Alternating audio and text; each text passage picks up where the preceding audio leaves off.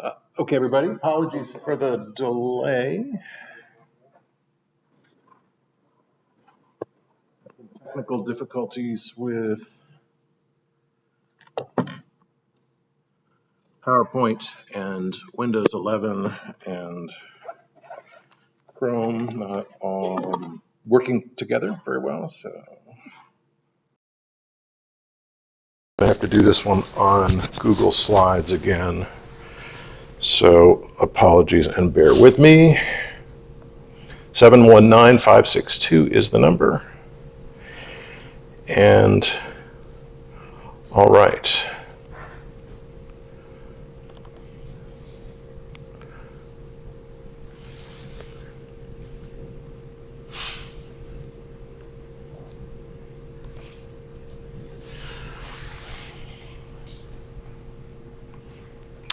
Okay.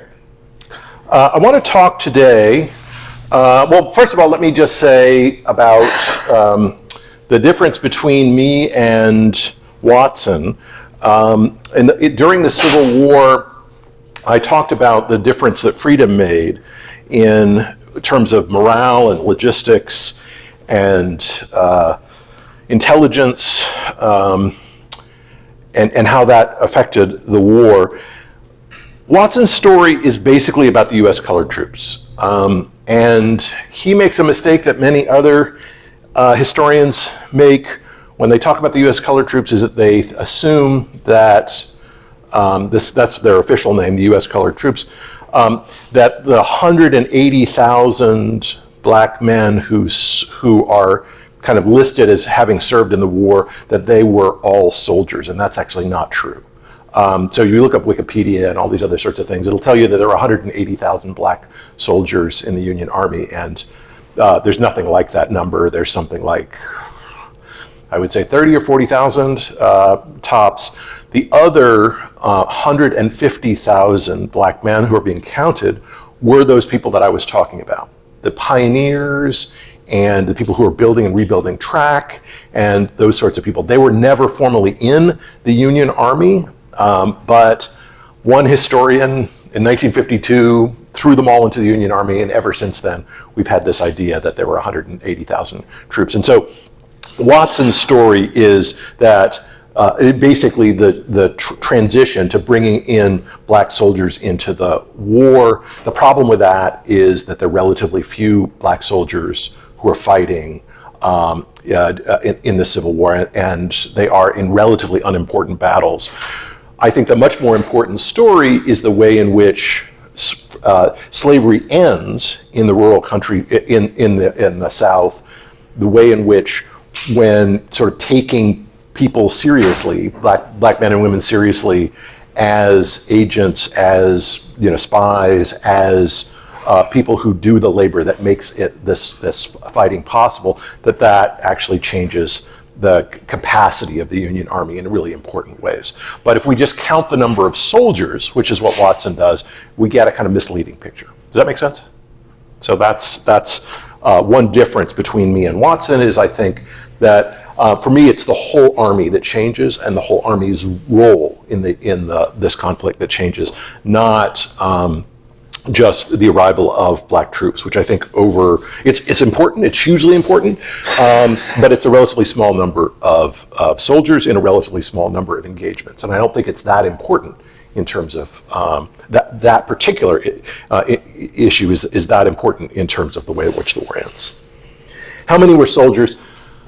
This is just a guess on my part based on having gone through those records, but I would say somewhere between 30 and 40,000 black soldiers in the U.S. colored troops. There are only a few regiments of black troops. There are soldiers. There may be actually more sailors than soldiers, because there were almost 40,000 black sailors in the Union Army. But in terms of soldiers, I would say, this is just a guess, something around the order of 30 or 40,000, possibly fewer than that. So the 180,000 that you'll find on Wikipedia and all that other sort of stuff, we're talking about pioneers and all these other workers who are working on the railroad, rebuilding track, lining track, and doing all that sort of stuff. You asked the question, okay. And then did African Americans who were non-soldiers who did all that work get any kind of pension? No, they did not get a pension, and that they if they were in a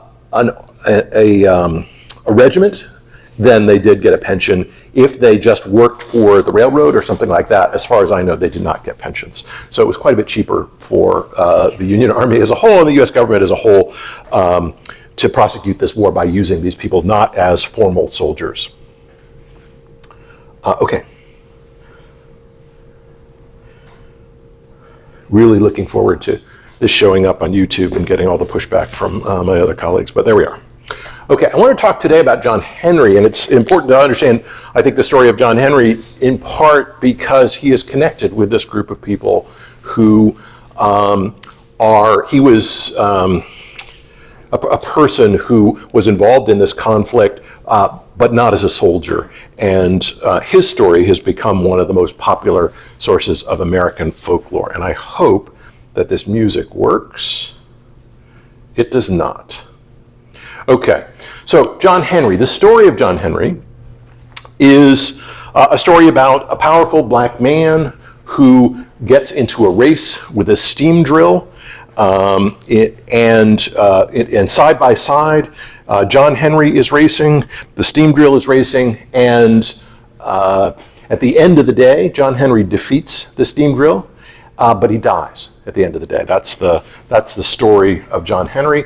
And we know about the story from the song of John Henry. And the song of John Henry is, and I apologize for not having the music, but I've got some technical difficulties with PowerPoint here. It's one of the most important blues songs in the United States. Any blues musician, kind of early song that you'll learn in the blues is the song of John Henry. John Henry was a little baby sitting on his father's knee, picked up a hammer and a little piece of steel, said, this hammer's gonna be the death of me. Right. It's also a country song. And this is one of the few songs that's an important country song. And so it's sung by Johnny Cash, Doc Watson, there on the left. There on the right. Merle Travis. It's a really powerful and important country song. And I'd urge you to go onto YouTube and listen to a version of the song. It's also, if you're a bluegrass player, it's one of the most important bluegrass songs. There are over 200 versions of this song. It's one of America's most popular folk song, but one that you may not have heard. And I apologize for not having the recorded version of this. So it's a bluegrass song, and so bluegrass is different from country in that it's sung very fast, very high pitch, alongside a banjo, and a banjo is a higher pitch sounding instrument, and so people who sing it, the John Henry song, often sing in a kind of falsetto that is around at the same pitch as a banjo is. And finally, it's a folk song, so sung by the Christy Minstrels, Josh White, who's a black folk singer. Yes, the final will be completely online, and will be just like the other two finals. So this is a popular and famous folk song as well. Okay, so the legend. What happens in the legend? In the legend, John Henry is a steel driver. He's somebody who drives steel. That is, he knocks down the what are they? The little spikes that attach the rail to the roadbed, which is the wooden roadbed. And the story is that he could wield 2 9-pound hammers. This is by a famous children's book from the 1940s, I want to say. Yeah, James Daughtry, John Henry, and the Double-Jointed Steam Drill. And he's a powerful and important person. James Daughtry was actually in the Communist Party in the United States. He had been an artist who'd been popular, a kind of popular artist, but because he was in the Communist Party, in the 1950s, he was barred from lots of public exhibitions and things like that, and he ended up doing children's books. And this is Palmer Hayden, black painter from the South, who did a series of images of John Henry from a boy all the way up until his death. And so here's the kind of legend. The John Henry's on one side, the steam drill is on the left. And what are they doing? They're drilling these little robin's nest size holes in the side of a mountain to make it possible to drill about 8 of these robin's nest size holes in a kind of circle or semicircle that heads down. You put dynamite in those little robin's nest size holes, you blast it, and the blasting allows a whole bunch of rock to collapse. Then the muckers come and they take away the rock. That takes over a day, and then the next blast happens, and that's how you drill through the side of a mountain. It was impossible to do this until 1866, which is when dynamite is first developed. And so it's not until after the war that it's possible to get through a mountain like the Appalachian Mountains in the United States. And in fact, all around the world between 1866 and about 1874, every major mountain that's an obstacle for transportation is drilled through by this method. The book Around the World in 80 Days, written in the 1880s, it was only possible to go around the world in 80 days after these tunnels were completed in the Himalayas and in Switzerland and in the United States in the east, and of course California in the west. But this is what a steam drill looked like. So it's a little bit confusing. There have been a lot written about this story, but the steam drill itself, we have this idea. This is a little, I don't know what this thing is. It looks a little bit like a jackhammer and a little bit like a drill. It looks like Palmer Hayden didn't quite know how this worked. But steam drills were basically by, say, the 1920s and 1930s, something that could be almost a handheld device, or held by a couple of people. But this is what a steam drill looked like in the 1860s. Why a steam drill? Because you've got to drill these little holes that are big enough to put dynamite in to make the blast. And so we know that if there was a John Henry and he defeated a steam drill, it would have happened sometime between 1866 and 1874. And the song itself gives us a little bit of a hint of where that was. At the end of the day, this is another famous painter from the 1930s in the WPA, Fred Becker. And Fred Becker has John Henry falls to the ground. He says he asks for a cool drink of water before he dies, and he dies. There are 200 versions of this folk song, and it's a hugely popular and important folk song. At the end of the day, John Henry dies. All right, so this is a story in a way about me, because as a scholar, I was sort of interested in this topic initially. I had written a book about railroads in the South as my dissertation, and my advisor had suggested that I write something about the legend of John Henry. I assumed that John Henry was a myth, that there was no, there have been 2 books and over 200 articles written, not that many, over 100 articles written about John Henry. And what they found was that the song seemed to be associated with the Chesapeake and Ohio Railroad, that no one could find any record of there being a John Henry at the Chesapeake and Ohio Railroad. There have been no records of a steam drill used at the Chesapeake and Ohio Railroad. And there was, the mountains were dug through, there were tunnels, but there seemed to be no direct evidence of this. And so basically these scholars had given up. And I just assumed, I was interested in the song just to talk about the work involved and how it is that why this becomes the most popular blues and folk song. And so I started looking into it, just assuming it was a myth. But I was at a place that I knew something about, the Chesapeake and Ohio Railroad. It was one of the competitors to the Southern Railroad, a railroad that I had written quite a bit about. And this is the Chessie Line. Chessie the cat is the symbol, and the Chesapeake, named after the Chesapeake River. And so the Chesapeake and Ohio Railroad it actually started in Richmond first. It later extends all the way to Newport News. But that's the eastern side of it. This part from Richmond to Charlottesville, you can see on that map, was built before the war. It cost the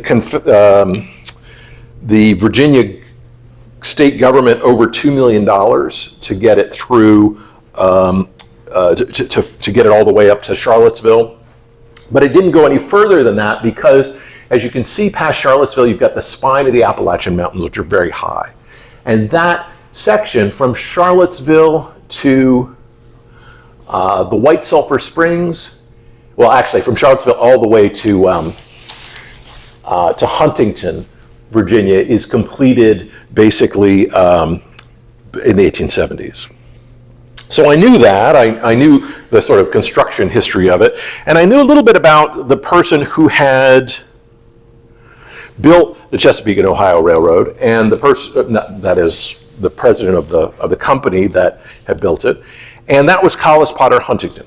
And you might have heard that name, the Huntington Museum. He was one of the big four railroad directors in California. He had been a supporter of Abraham Lincoln in the election of 1860. And in exchange, he and three other merchants were given a contract to build or to start building the the Union Pacific Railroad, which was going to connect the California coast to the Mississippi River. Huntington did this with Chinese labor. He had recruited, basically by more or less lying to people. He attracted a lot of Chinese workers who came over during the war, 63, 64, 65.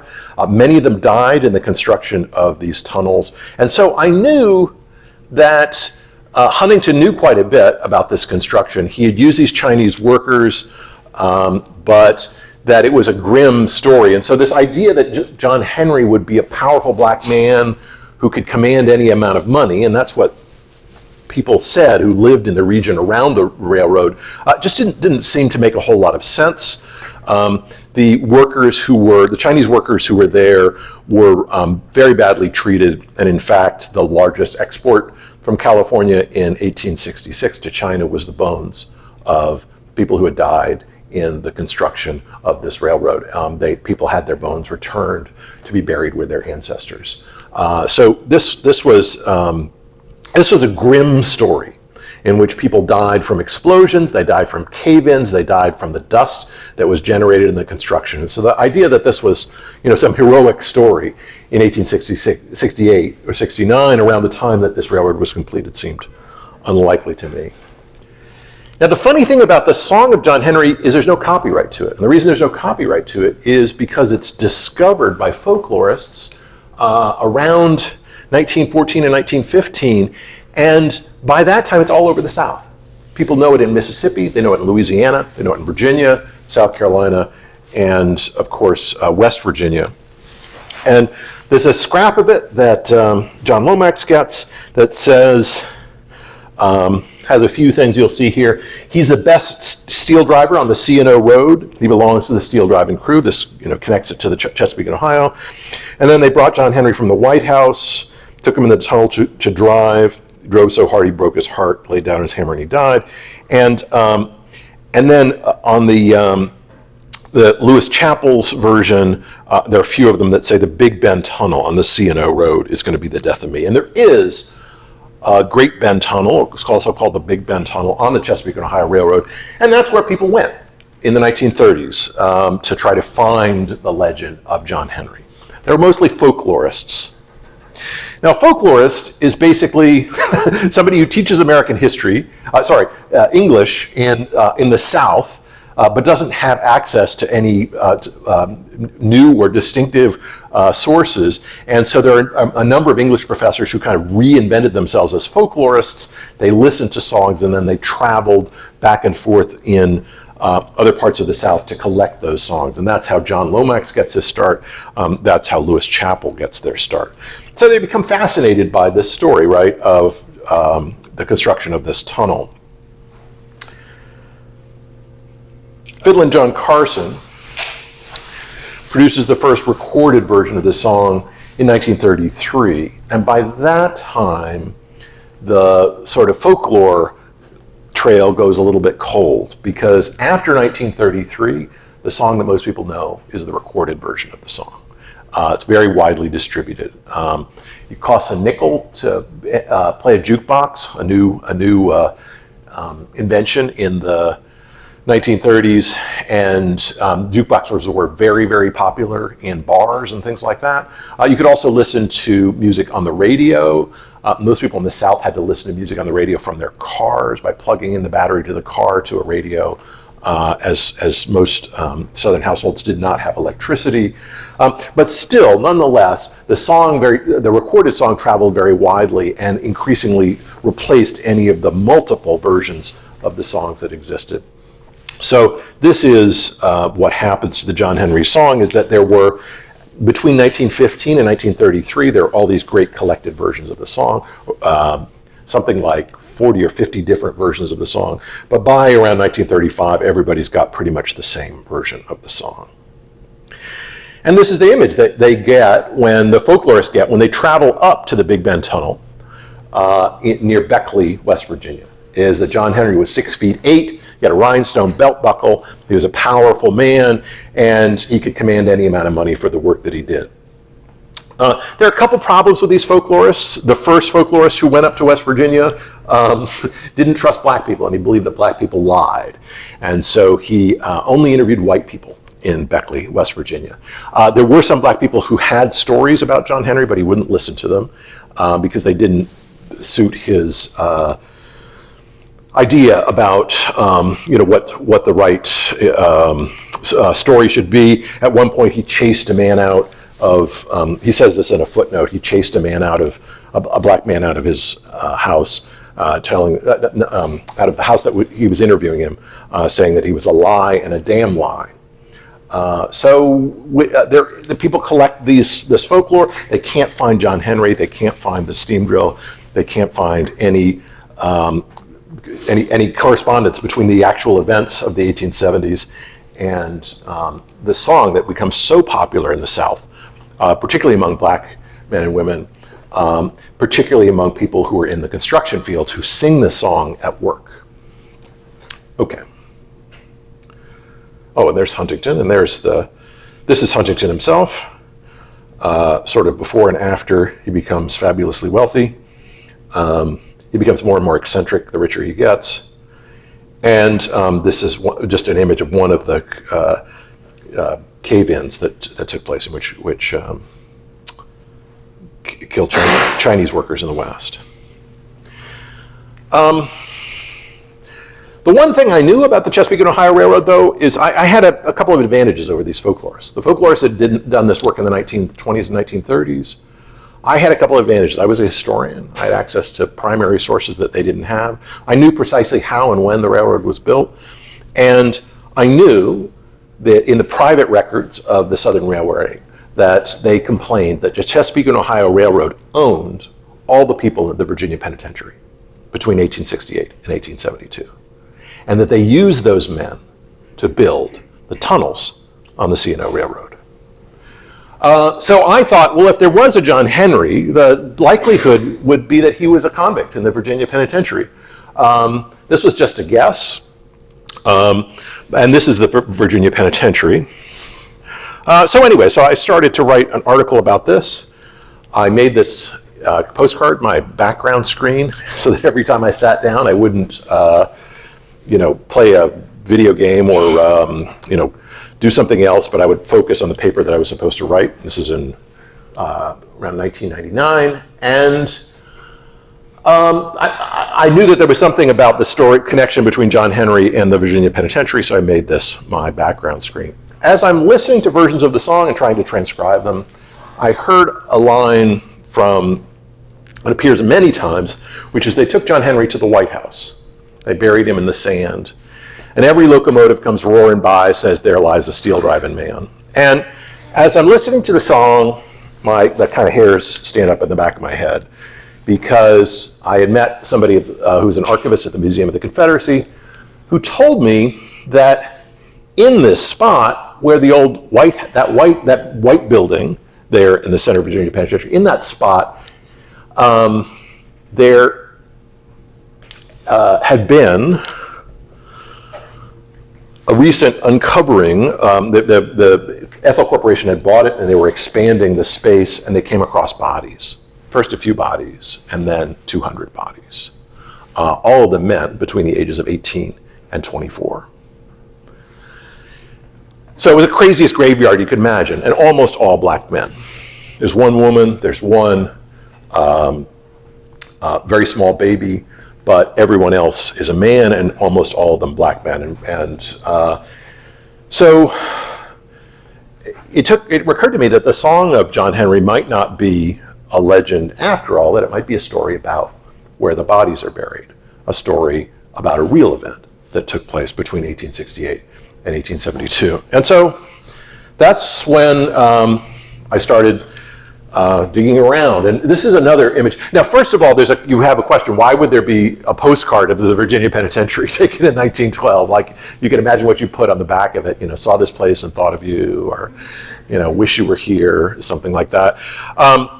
This is the side of the Virginia Penitentiary, though, and it's the place where the bodies are buried is sort of right where that, right to the right of that white path. And that white path, this picture is from 1912, but that white path was where a railroad ran by. And so every locomotive comes roaring by, says, there lies a steel-driving man. There was a locomotive that ran right by the Virginia Penitentiary, and next to it is where the bodies were. Okay, so what does that mean? So what it meant is that I had to search. I started searching through the Virginia Penitentiary records. I discovered that the Virginia Penitentiary records were sealed, and through a great amount of,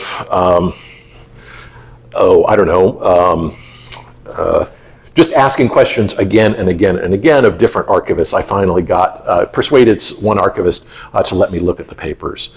They were technically sealed, but she let me look at them anyways.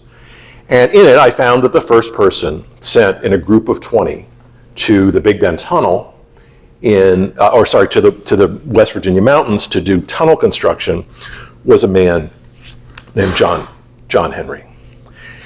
And the John Henry was not 6 feet 8, but he was 5 feet 1 1/4 inches tall, which turns out to be the perfect size for railroad construction, because the person who's swinging the hammer over his head needs to be of small stature, because the initial hole that's being drilled has to be as small as possible, right? And then you widen it after you get all the way through.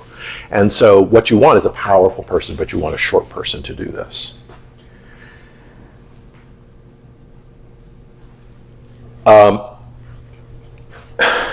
As I started these series of discoveries, it was picked up by newspapers, first at the Chronicle of Higher Education, then all over the world. And I was able to get, just as the book was coming out, the images made by the Smithsonian Institution of the skeletons as they found them.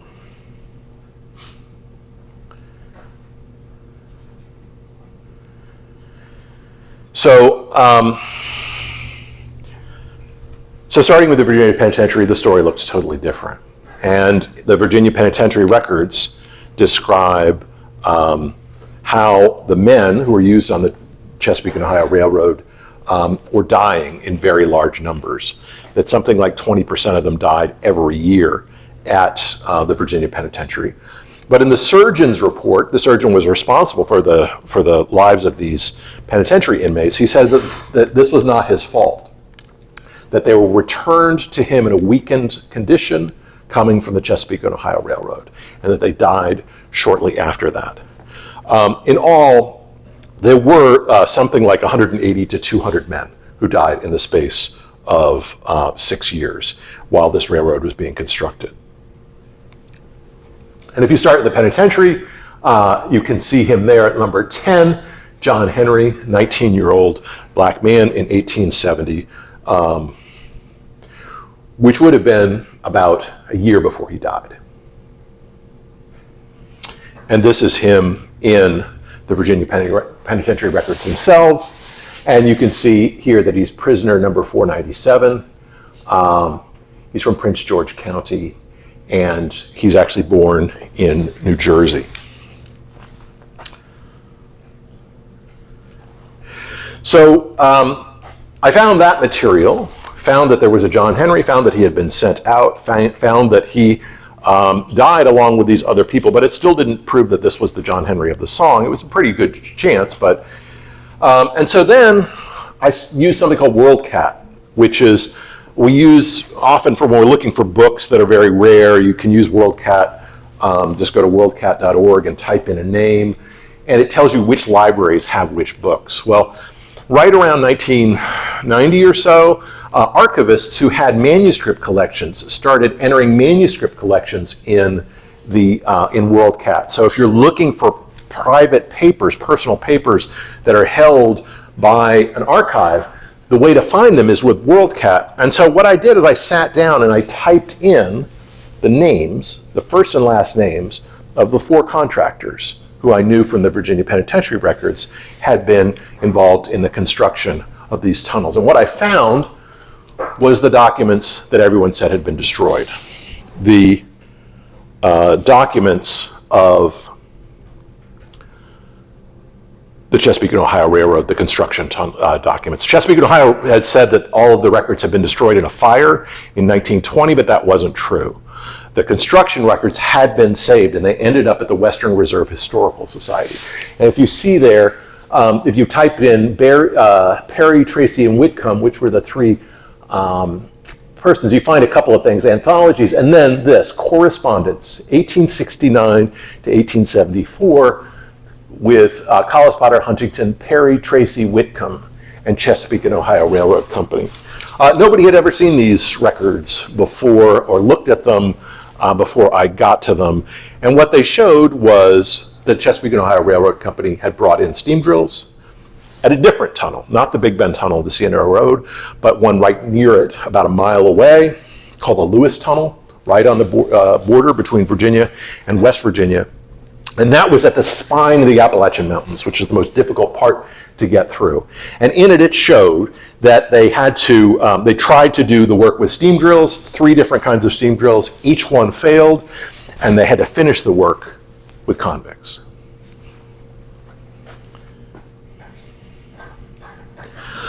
These are some of the records that showed, and they're, the Collis Potter Huntington was not, so this is J.J. Gordon, right. This is J.J. Gordon's reports to Whitcomb. Gordon was the contractor. Whitcomb was the head of the C&O at the time. Collis Potter Huntington is then writing to them, asking them what is taking so long. And so John Henry died, not just himself, but most of the other people who had been involved in the construction of the tunnels on the Chesapeake and Ohio Railroad. And it was covered up. Chesapeake and Ohio made no mention of it, obviously. Virginia Penitentiary made no mention of it directly, although they did claim that the C&O was responsible for it. And the other 2 railroads that were competitors, the Southern Railway and the Norfolk and Western, weren't interested in telling a story about lots and lots of people who died building a railroad tunnel, as you can imagine, even their competitor. And so nothing appears in the newspapers in this period, so far as I can tell, about this. But the people who remember this are these people, the track liners who work along the lines of the Chesapeake and Ohio Railroad. The track liners are the people who I talked about before during the Civil War, the men who made sure that the track was straight.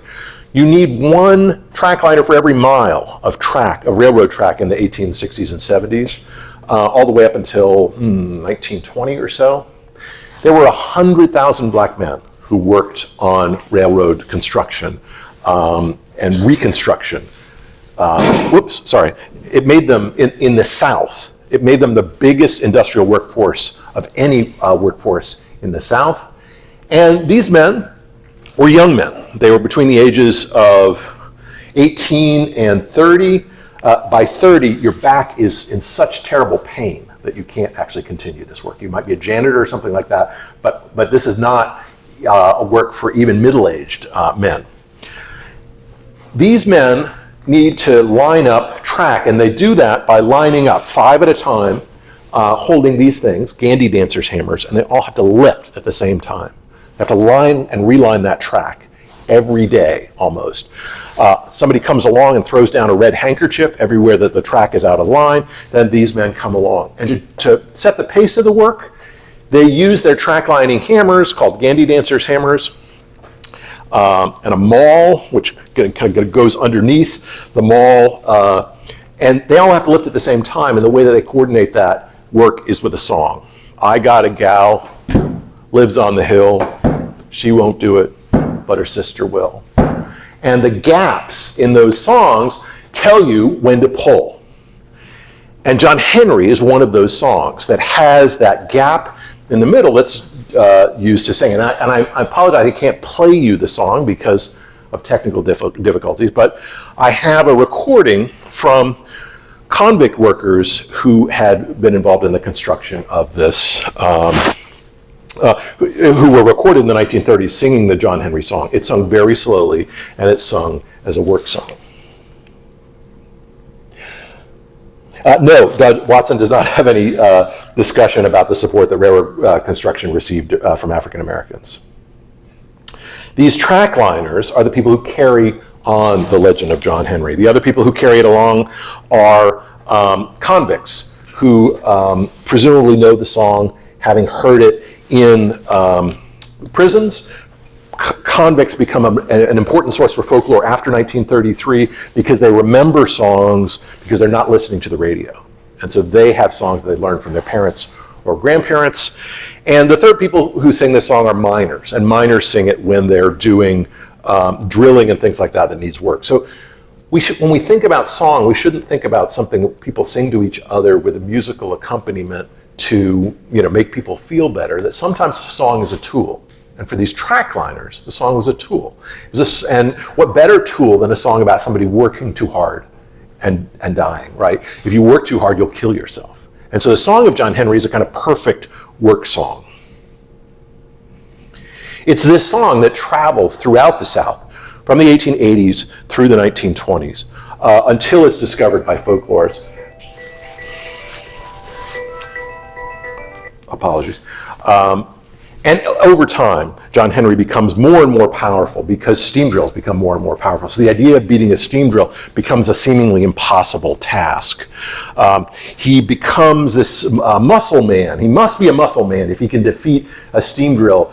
Certainly that's true of a steam drill in 1900. Any two of us could have defeated a steam drill in 1870 because it broke down constantly in its construction. So it wasn't anything great to defeat a steam drill. But over time, as the song changes, it becomes more and more powerful. On the left are images of black men that the Communist Party becomes fascinated by. The Communist Party sees the story of John Henry as a symbol of the American working class, particularly the black American working class. And so in comics, in the kind of posters and illustrated magazines and things like that the Communist Party produced between in the 1920s and 1930s, John Henry was a frequently used character to describe the working class. The way that he's drawn, which looks like a series of kind of impossible chest, really, really large chest made, looks like a series of balloons. That kind of image is then copied by Siegel and Schuster and by Jack Kirby when they draw the Superman and Captain America comics by 1938. This sort of idea of a powerful person who represents the American working class is really copied. And so this is on the images are all images after 1938, after the U.S. and then after 41 when the U.S. enters the war. So what is the Song of John Henry? The Song of John Henry is a story about where the bodies are buried. It's a story about the death of 200 people in the construction of the Chesapeake and Ohio Railroad, the largest industrial accident, an extended accident over time. Most of the people died of silicosis, dust that was generated by the construction. This is why it took them 2 or 3 weeks to die. This is why they died at the Virginia Penitentiary and not here, is that they inhale it, they cough, they can't stop coughing. Many of the bodies were dragged back onto trains and then thrown into a ditch at the Virginia Penitentiary to die. No one remembered the story. No one remembered what happened, except that the story itself was preserved in a song. All right, we'll talk about the South after the war shortly, and thanks so much for listening.